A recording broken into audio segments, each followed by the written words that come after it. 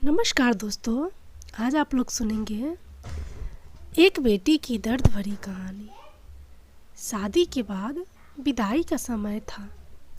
नेहा अपनी माँ से मिलने के बाद अपने पिता से लिपट कर रो रही थी और वहाँ मौजूद सभी लोगों की आंखों में आंसू थे।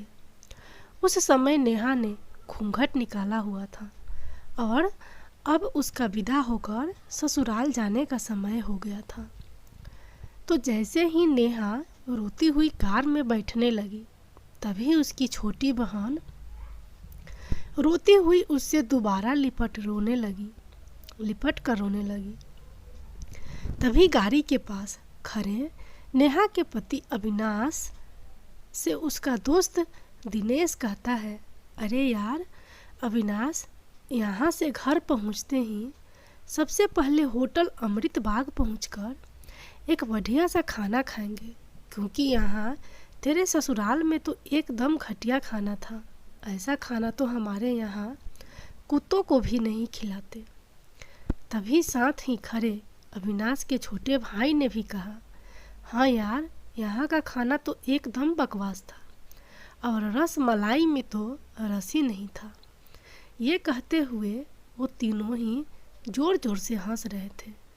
तभी नेहा के पति अविनाश ने भी अपने ससुराल वालों की मजाक उड़ाते हुए कहा कि हाँ यार, मैंने भी मजबूरी में ही यहाँ का खाना खा लिया, वरना मैं तो ऐसे खाने को तो हाथ भी नहीं लगाता।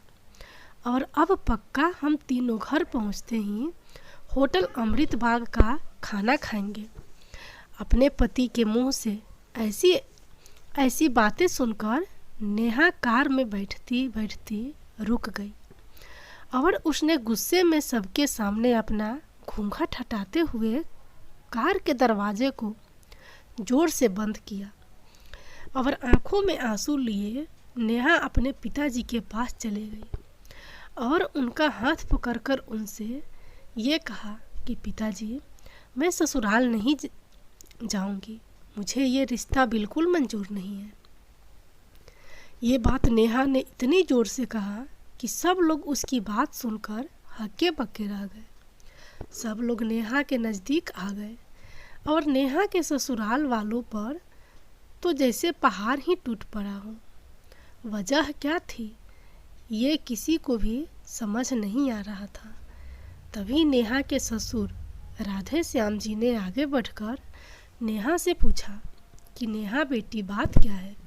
तुम अचानक ही शादी होने के बाद अपनी विदाई होने के समय यूँ शादी को नामंजूर कर रही हो।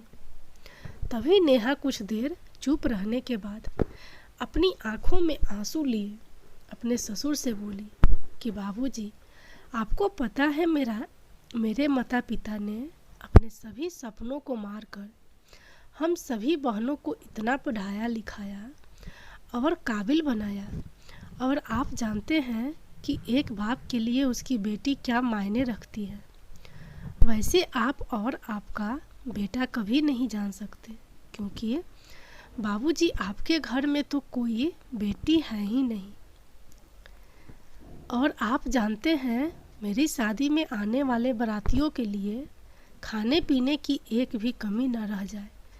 इसलिए मेरे पिताजी पिछले 3 महीने से रात को 2 बजे से 3 बजे तक जागकर मेरी माँ के साथ ये योजना बनाते थे कि रसोइया कौन होगा और खाने में बारातियों के लिए किस किस तरह का खाना बनवाना है और बारातियों को कहाँ बिठाना है, ताकि कहीं किसी को बुरा न लग जाए।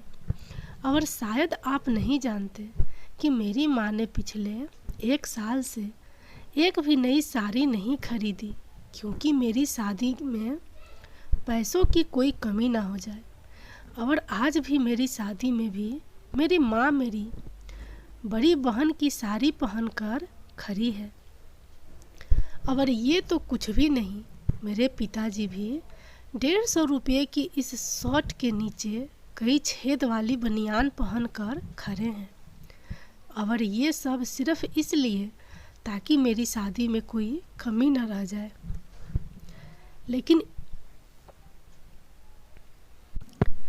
लेकिन इतनी मेहनत करने के बावजूद भी आज इस शादी में आपके बेटे को रोटियां ठंडी लगी, उसके दोस्त को पनीर बकवास लगा और मेरे देवर जी को रसमलाई में तो रस ही नहीं मिला।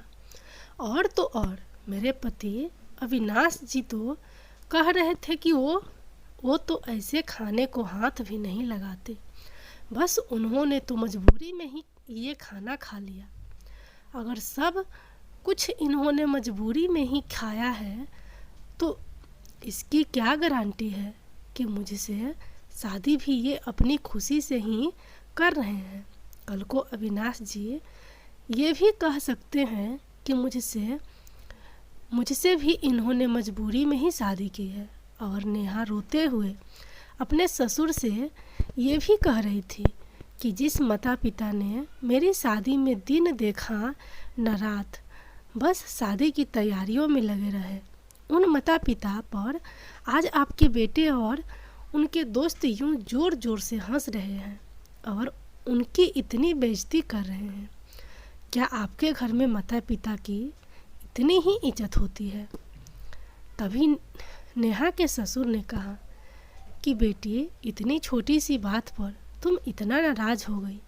तो नेहा ने अपने ससुर की बात को काटते हुए कहा कि बाबूजी, ये छोटी सी बात नहीं है।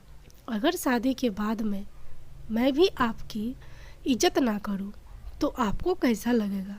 ये सुनते ही नेहा के ससुर ने शर्म के मारे अपनी आंखें नीचे कर ली। तभी नेहा ने कहा, लेकिन बाबूजी, आप चिंता ना करिए, हमारे अंदर हमारे अच्छे माता पिता के संस्कार हैं।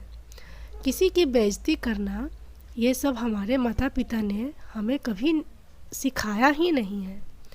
ये सुनते ही नेहा के पिताजी दया शंकर जी ने आंखों में आंसू लिए अपनी बेटी को गले से लगा लिया और उससे कहा कि बेटी, मुझे गर्व है कि तू मेरी बेटी है और अब तू शांत हो जा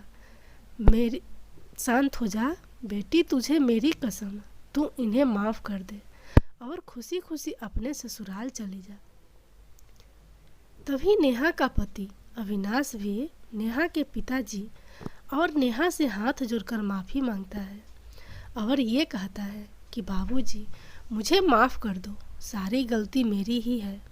लेकिन आज आपकी बेटी ने मुझे एक पिता की इज्जत करना सिखा दिया और आज के बाद मैं हर किसी के माता पिता हमेशा इज्जत करूँगा।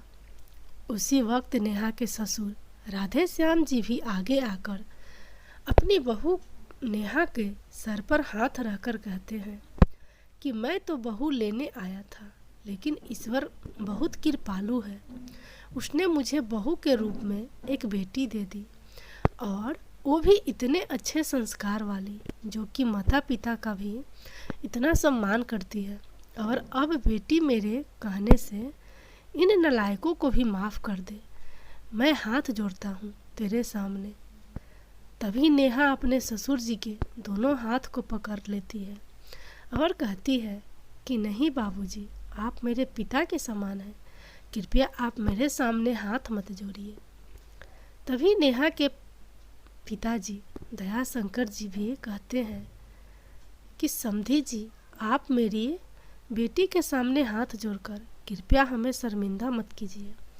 मेरी तो आपसे बस इतनी ही प्रार्थना है कि मेरी हमेशा आप मेरी बेटी को अपनी ही बेटी समझना और इससे कभी कोई गलती हो जाए तो इसे माफ़ कर देना।